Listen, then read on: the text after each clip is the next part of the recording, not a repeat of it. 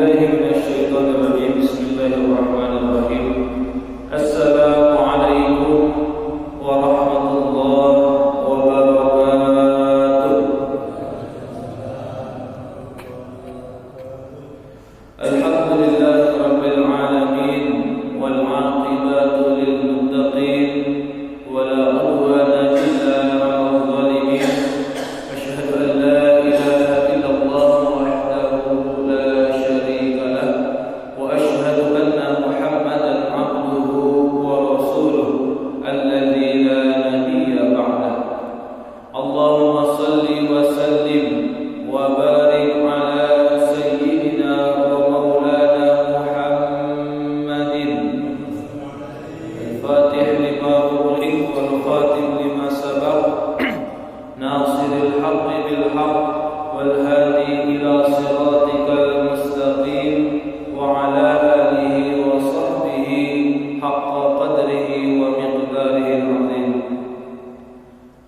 وقال الله تعالى في كتابه الكريم: أعوذ بالله من الشيطان الرجيم. بسم الله الرحمن الرحيم.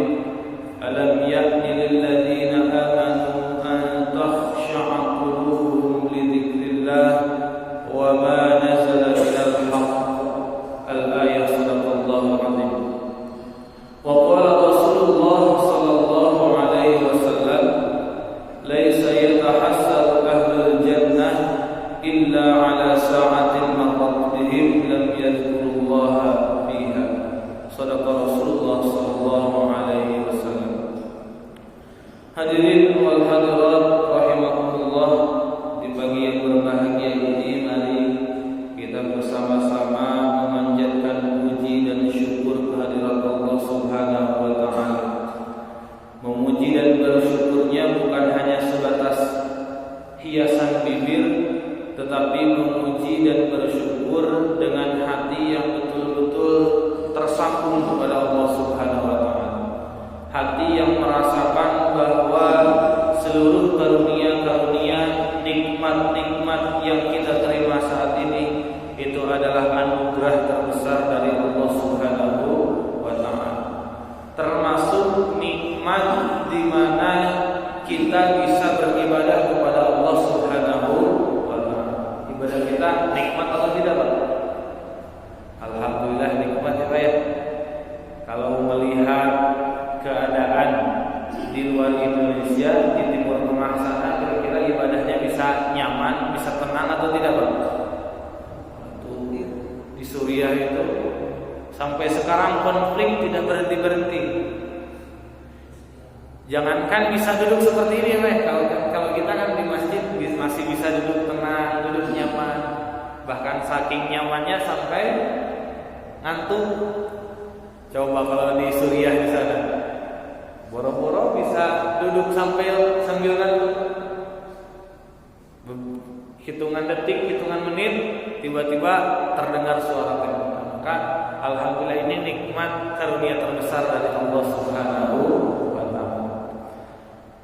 Hadirin wal hadirat rahimakumullah, Syekh Ibnu Athaillah As-Sakandari mengajarkan kepada kita, ketika kita dimampukan beribadah kepada Allah Subhanahu wa taala, maka yakini dengan sepenuh hati bahwa ibadah itu adalah anugerah dari Allah Subhanahu wa taala. Ketaatan yang kita lakukan itu karena Allah yang memberikan kekuatan.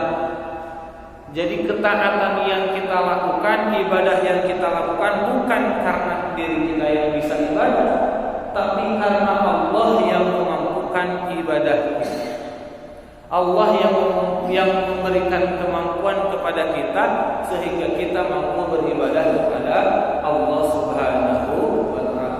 Demikianlah Syekh Ibnu Athaillah mengajarkan kepada kita supaya apa? Supaya setelah kita beribadah, baik itu sholat, baik itu ngaji, baik itu bermuamalah dan lain sebagainya, tidak menjadi ujub ibadah kita sendiri.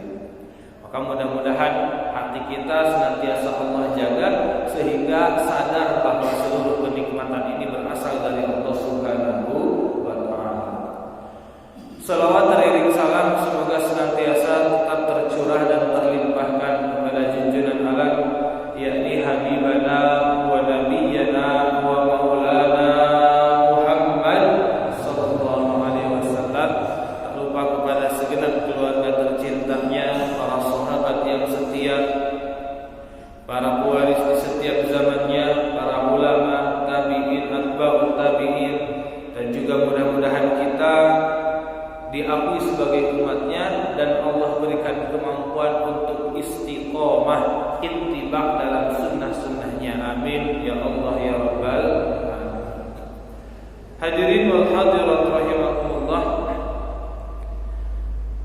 hakikat daripada kehidupan kita ini adalah pengembaraan. Jadi kita hidup di dunia ini adalah sebatas mengembara, sehingga jangan sampai kita terlalu betah di dunia ini. Kalau ditanya bapak-bapak dan ibu-ibu, betah atau tidak di dunia? Betah tidak Pak di dunia? Betah ya. Lupa padahal dunia ini bukan tempat tinggal kita. Dunia ini adalah tempat yang akan kita tinggalkan. Jadi jangan terlalu betah di alam dunia. Kampung halaman kita itu bukan dunia. Kampung halaman kita itu surga. Maka yang harus kita rindukan adalah surganya Allah Subhanahu wa ta'ala. Kalau ditanya bapak dan ibu rindu kepada surga atau tidak? Rindu? Yakin rindu? Pertanyaan berikutnya, berapa kali Pak hari ini atau hari kemarin ingat kepada surga? Katanya rindu, tapi ingatnya saja tidak pernah. Jangan-jangan baru sekarang ingat surga ya Pak? Di dunia ini adalah tempat pengembaraan kita, maka jangan terlalu betah berada di dunia. Kita harus ingat bahwa tempat kembali kita adalah akhirat. Kampung halaman kita adalah surga. Maka pastikan setiap langkah-langkah kita di muka bumi ini adalah langkah-langkah menuju ke surganya Allah Subhanahu wa ta'ala. Maka pastikan supaya langkah dengan apa kita memastikan langkah-langkah kita adalah langkah-langkah menuju surga? Pastikan setiap aktivitas ibadah kita adalah ibadah kepada Allah Subhanahu wa ta'ala. Salat kita pastikan itu sebagai ibadah. Ngaji kita pastikan itu sebagai ibadah. Puasa kita pastikan puasa itu sebagai ibadah. Bertani kita, bekerja kita, berdagang kita, seluruh aktivitas kita pastikan semua itu bernilai ibadah.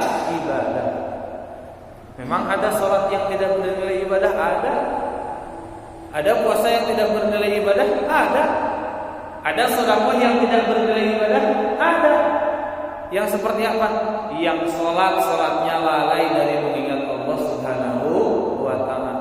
Puasa tujuannya selain Allah Subhanahu wa ta'ala. Sedekah niatnya ingin dipuji oleh orang lain.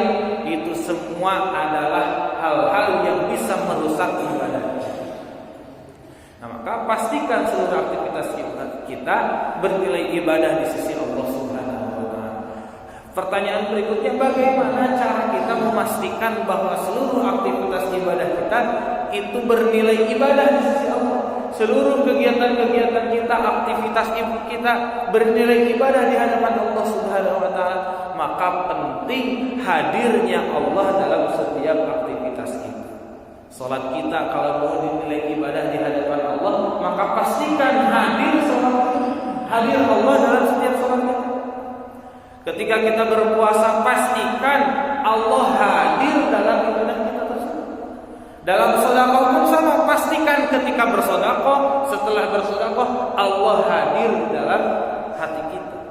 Maka kapanpun dan dimanapun kita harus senantiasa bersama dengan Allah Subhanahu wa ta'ala. Dalam terminologi ilmu tasawuf, hadirnya Allah, tersambungnya hati bersama Allah, itulah namanya zikir. Itulah namanya zikir.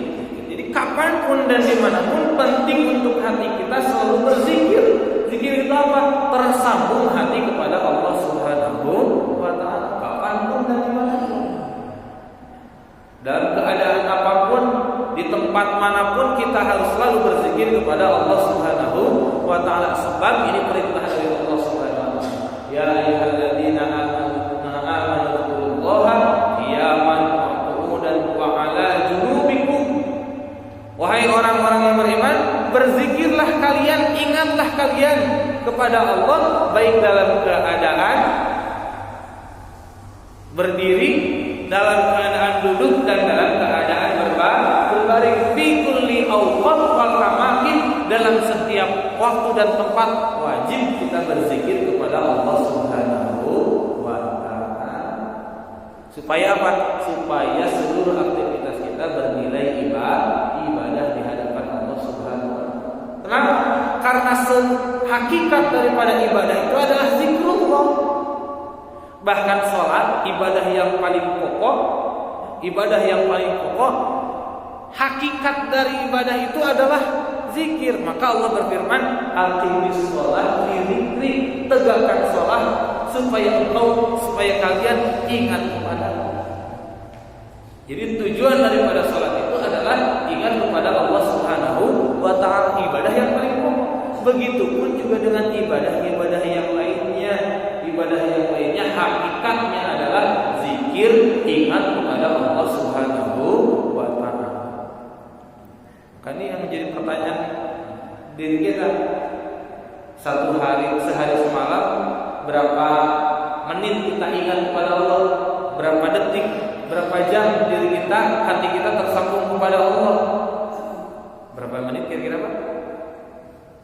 Kalau hitungan matematika paling 25 menit ya Pak ya. 25 menit dari mana Pak? Dari sholat sekali sholat 5 menit kali 5 waktu berarti 25 menit. Itu pun yang 25 menit itu entah full ingat kepada Allah atau ingat kepada yang lain, kita tidak tahu. Jadi dari 24 jam waktu yang ingat kepada Allah hanya 25 menit. Jangan-jangan sehari semalam ibadah kita yang dihitung ibadah di sisi Allah hanya 25 menit.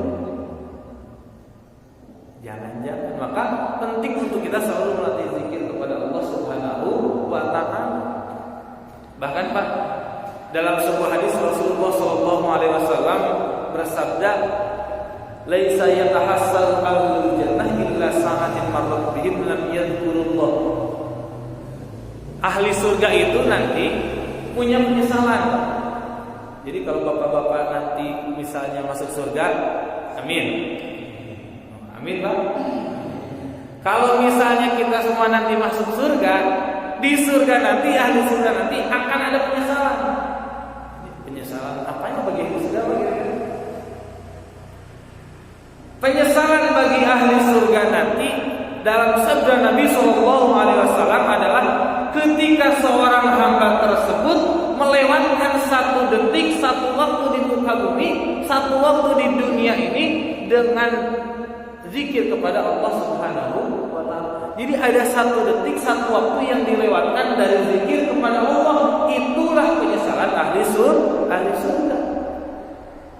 Apalagi kalau ahli neraka sudah hingga keturunan Pak. Kalau ahli neraka tidak keturunan penyesalan. Ini ahli surga, sudah di surga tapi masih ada penyesalan. Apa penyesalannya? Karena diingat semasa di dunia ada satu saat yang dilewatkan dari mengingat kepada Allah Subhanahu wa taala. Jadi kalau melihat sabda Nabi ini, kira-kira seandainya kita masuk surga nanti, kira-kira kita termasuk orang yang menyesal atau tidak Pak? Di surga saja menyesal. Maka mumpung masih diberikan waktu, yuk kita belajar berzikir kepada Allah Subhanahu wa taala. Pastikan hati kita selalu terkoneksi kepada Allah Subhanahu wa taala. Penting untuk kita selalu berzikir sebab Allah Subhanahu wa taala berfirman, "Fadhkuruni azkurkum." Fadhkuruni perintah. Kalau Allah sudah memberikan perintah, kira-kira wajib atau tidak Pak? Perintah dari Allah itu wajib atau tidak? Wajib. Dalam Al-Quran fadhkuruni menggunakan fi'il amar. Fi'il amar itu artinya perintah. Zikirlah kalian kepadamu. Kata siapa? Kata Allah Subhanahu wa ta'ala, azkurkum, maka aku akan ingat kepada kalian. Aku juga akan zikir kepada kalian. Jadi janji Allah, kalau kita ingat kepada Allah, Allah juga akan ingat kepada kita. Apa bentuk mengingatnya Allah kepada kita? Allah menuntun kita senantiasa ada dalam jalan kebaikan. Kalau Allah sudah menuntun kita ada dalam jalan kebaikan, maka dalam setiap permasalahan Allah berikan solusi. Dalam setiap permasalahan Allah berikan solusi, baik dalam keadaan keadaan sedih, Allah berikan solusi. Dalam keadaan sengsara, dalam keadaan terpuruk, Allah memberikan kekuatan. Kalau kita zikir kepada Allah Subhanahu wa ta'ala. Kalau Allah memberikan karunia, maka Allah akan membimbing sehingga hati kita tidak lalai dari Allah Subhanahu wa ta'ala. Kalau kita diberikan keluasan rezeki, diberikan kesehatan, kira-kira sering ingat atau tidak kepada Allah? Kalau diberikan sakit, diberikan sehat lupa kepada Allah, diberikan sakit baru ingat. Diberikan harta yang cukup lupa kepada Allah, dikasih miskin sedikit ingat kepada Allah Subhanahu wa ta'ala. Nah, bagi orang yang berzikir kepada Allah, bagi orang yang senantiasa ingat kepada Allah, diberikan kekayaan tidak akan melalaikan dirinya dari Allah Subhanahu wa ta'ala.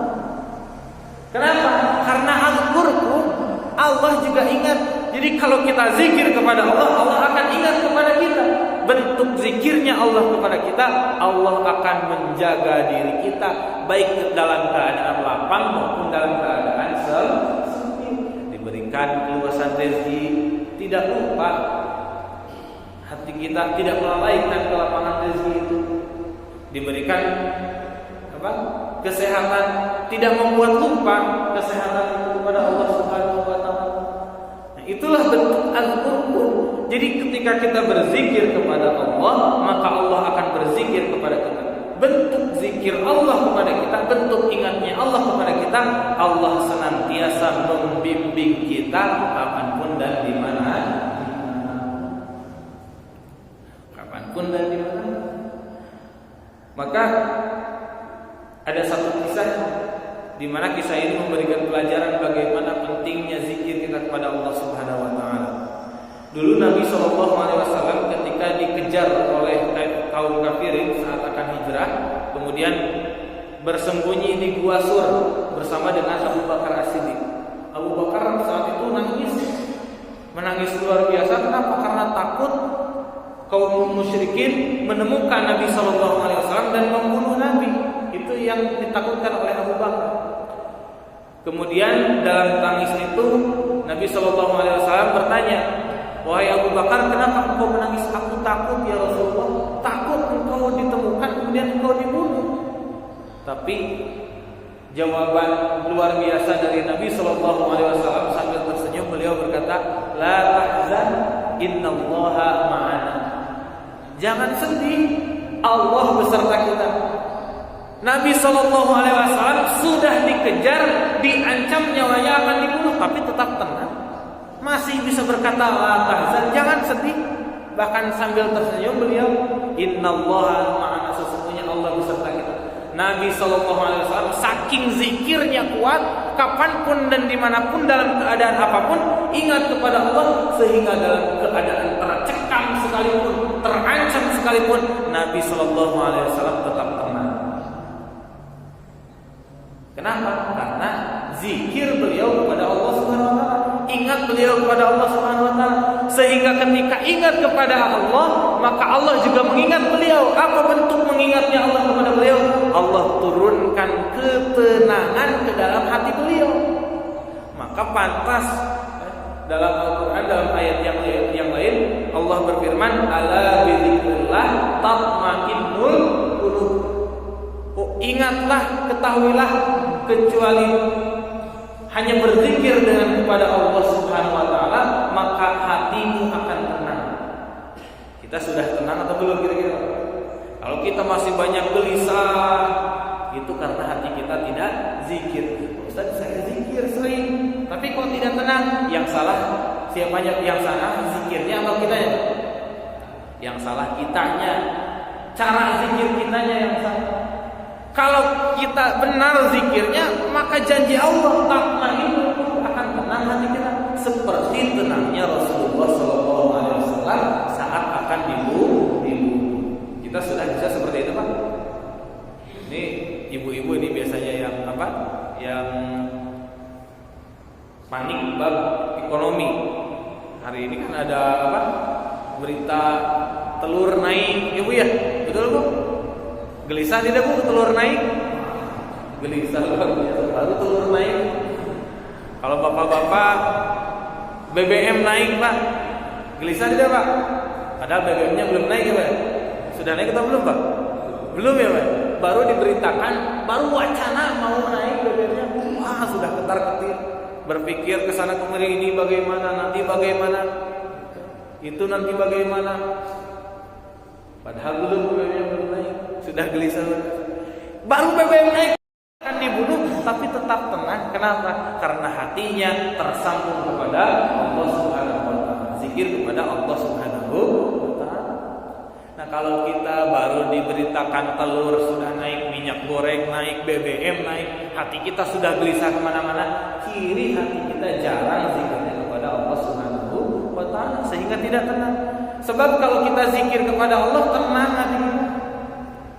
Tenang hati kita kalau kita zikir kepada Allah Subhanahu wa taala.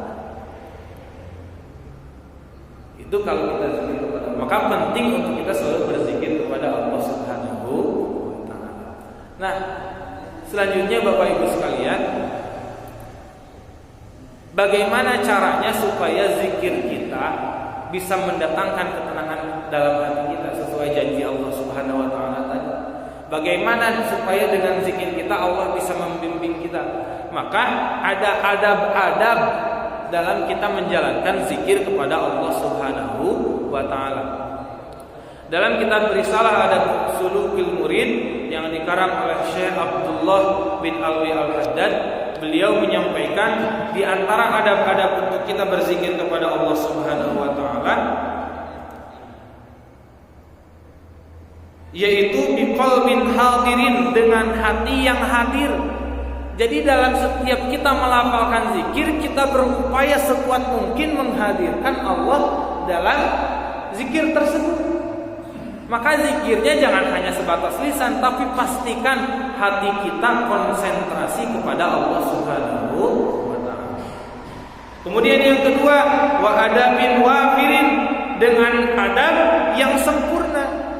Maka zikirnya kita harus beradab. Salah satu yang diajarkan oleh Syekh Abdul Qadir Jailani diantaranya zikirnya dengan memiliki wudu. Jadi ketika kita zikir, salah satu adabnya adalah kita memiliki wudu, suci dari hadas besar dan hadas kecil. Kemudian apa lagi? Wa iqbalin shadiqin, dengan penghadapan yang sungguh-sungguh. Ini menurut Syekh Abdullah bin Alwi Al-Haddad, dengan penghadapan kepada Allah yang sungguh-sungguh. Artinya merasa bahwa ketika kita zikir di hadapan kita adalah Allah Subhanahu wa taala.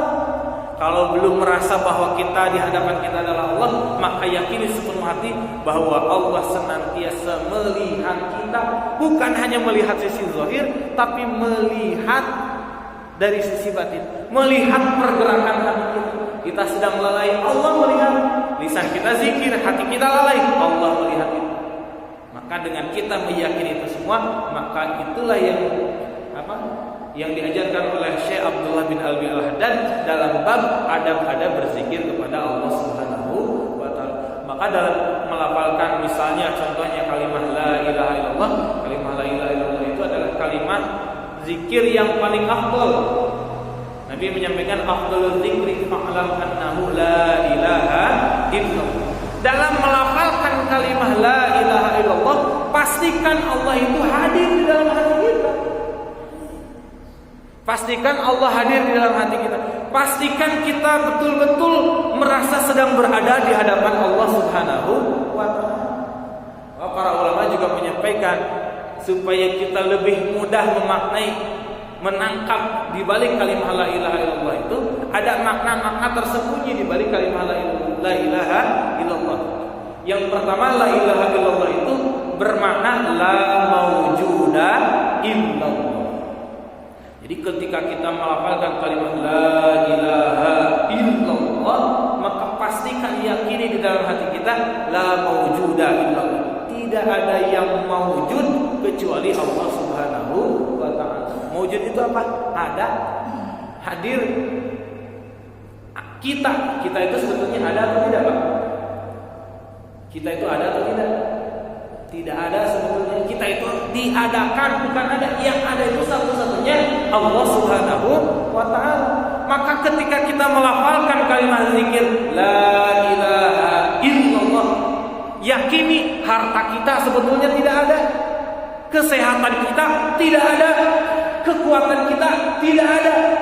Ada itu karena Allah yang mengadakan. Kalau Allah tidak mengadakan, semuanya akan sirna. Semuanya tidak ada di hadapan kita, kesehatan. Sehingga kalau kita meyakini bahwa semuanya adalah ketidakadaan, maka kekuatan kita, kesehatan kita akan sadar bahwa sehat itu milik Allah, harta kita milik Allah, kekuatan kita milik Allah, keluarga kita milik Allah, rumah kita milik Allah, mobil kita milik Allah, motor kita milik Allah.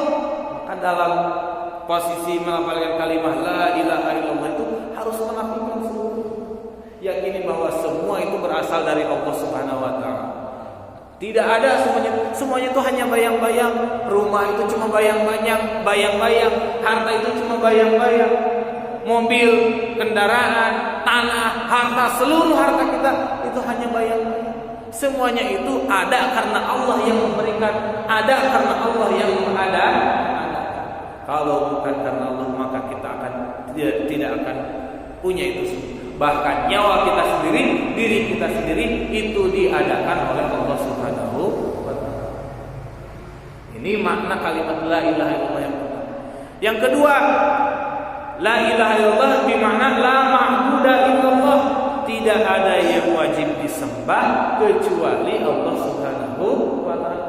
Jadi ketika kita melafalkan kalimat la ilaha illallah, maka yakini tidak ada yang kita sembah selain Allah Subhanahu wa ta'ala. Tidak, kita tidak menyembah hawa nafsu kita. Menyembah hawa nafsu itu bagaimana maksudnya? Beribadah tapi ibadahnya menuruti hawa nafsu. Contohnya apa? Contohnya misalnya tadi bersedekah dengan keinginan ingin dipuji oleh orang lain. Nah, itu keinginan ingin dipuji oleh orang lain, itu hakikatnya kita sedang menyembah hawa nafsu kita.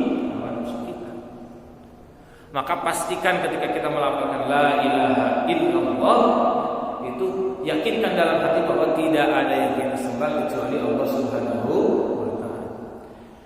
Selanjutnya maknanya apa lagi? La ilaha illallah punya makna la maqsuda illallah. Tidak ada yang dituju kecuali Allah Subhanahu wa ta'ala. Maka dalam kalimat ketika kita melafalkan kalimat la ilaha illallah, yakini dalam hati bahwa tidak ada yang kita tuju kecuali Allah Subhanahu wa ta'ala. Mencari rezeki kita tujuannya apa? Tujuannya apa? Meraih ridha Allah. Kita mencari rezeki tujuannya bukan memperkaya diri, tapi kita mencari rezeki tujuannya adalah lillah kepada Allah Subhanahu wa ta'ala. La maqsuda itu. Jadi apapun aktivitas yang kita lakukan tujuannya adalah meraih ridho Allah Subhanahu wa ta'ala. Itu tujuan. Kemudian yang terakhir, makna dari kalimat la ilaha illallah adalah la matluba illallah. Tidak ada yang dicari kecuali Allah Subhanahu wa ta'ala. Tidak ada yang kita cari kecuali ridho Allah Subhanahu wa ta'ala. Maka dalam setiap aktivitas ibadah kita harus tetapkan bahwa la matluba illallah. Tidak ada yang kita cari kecuali ridho Allah Subhanahu wa ta'ala. Beribadah kita niatnya mencari ridho Allah, berbisnis kita mencari ridho Allah, bertani kita, bermuamalah kita, berdagang kita, bekerja kita, niatnya satu, mencari ridho Allah Subhanahu wa ta'ala. Itu kalau kalimat zikir la ilaha illallah itu sudah bisa kita maknai, maka seluruh aktivitas kita akan tertuju kepada Allah Subhanahu wa ta'ala. Seluruh aktivitas kita yang dicari adalah ridho Allah Subhanahu wa ta'ala. Maka penting untuk kita memaknai kalimat zikir kita.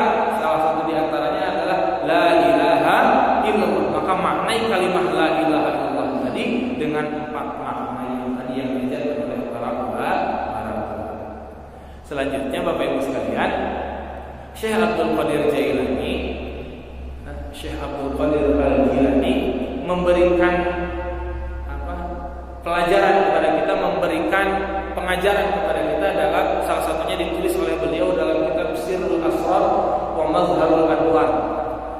Beliau menyampaikan kalau bagi pemula zikir yang kita lakukan itu sebaiknya dilafalkan dengan lisan dan dengan suara yang lantang, suara yang keras. Maka zikir kita sering dijaharkan ya Pak ya, sering dijaharkan. Itulah yang diajarkan oleh Syekh Abdul Qadir Jailani. Jadi zikir kita dilisankan dan lisannya dikeraskan suaranya, dikuatkan suaranya. Supaya apa? Supaya tertanam kalimat zikir itu di dalam hati kita. Coba Pak bayangkan kalau zikir kita dengan misalnya kita masih awam, kemudian kita belajar zikir kita dalam hati saja, kira-kira cepat menempelnya di dalam hati atau tidak? Susah. Kadang-kadang kan hati kita sering lalai ya. Kadang-kadang misalnya kita mencoba melafalkan zikir di dalam hati kita, sedang zikir baru berapa kalimat sudah ingat kemana-mana hati kita. Nah, maka Syekh Abdul Qadir Al-Jilani mengajarkan kalimat zikir kita bagi pemula harus dibarengi dengan lisan, supaya lisan itu membantu pergerakan hati. Maka ketika misalnya zikir ba'da sholat ya, baik itu membaca kalimat istighfar, sholawat, termasuk membaca kalimat la ilaha illallah, usahakan bibir kita itu bergerak, bibir kita itu melafalkan. Jangan hanya sebatas di dalam hati, dilafalkan dengan lisan kita, supaya lisan itu membantu pergerakan hati kita, sehingga hati kita akan tetap dalam zikir kepada Allah Subhanahu wa Ta'ala. Kalau hati kita sudah zikir, insya Allah maka seluruh hakikat-hakikat Allah akan bukakan. Sakit Allah akan bukakan hakikatnya apa, sehat Allah akan bukakan hakikatnya apa, lapang Allah akan bukakan hakikat di balik kelapangan itu apa, sempit Allah akan bukakan hakikat di balik kesempitan itu apa. Itu kalau hati kita sudah zikir. Maka cara melatihnya menurut Syekh Abdul Qadir Jailani adalah dengan melafalkan kalimat zikir itu menggunakan lisan dan dengan menguatkan bacaan zikir. Hadirin wal hadirat rahimakumullah, itu saja yang bisa disampaikan sebagai materi di kesempatan pagi hari ini. Mudah-mudahan besar manfaatnya untuk kita semua. Barangkali ada yang ingin bertanya, silakan. Kalau bisa insyaallah dijawab, kalau tidak bisa insyaallah jadi PM. Ada Bapak Ibu sekalian? Ada? Tidak ada? Kalau tidak ada, paham berarti Pak ya? Tinggal kita mengamalkan zikir. Kita mengamalkan zikir itu. Hadirin wa hadirat rahimakumullah, itu saja. Mudah-mudahan Allah memberikan kemanfaatan melalui majelis ini, dan Allah membuka hati kita untuk senantiasa berzikir kepada Allah Subhanahu wa Ta'ala. Dengan berzikir kepada Allah, maka Allah akan berzikir kepada kita. Bentuk zikir Allah kepada kita, Allah akan membimbing sepanjang perjalanan kita. Allah akan membimbing setiap langkah-langkah kehidupan kita sampai kembali kepada Allah Subhanahu wa Ta'ala, sehingga pada akhirnya kita ditetapkan oleh Allah sebagai ahli surga. Amin ya Allah ya Rabbal alamin. Hadirin wa hadirat, itu saja.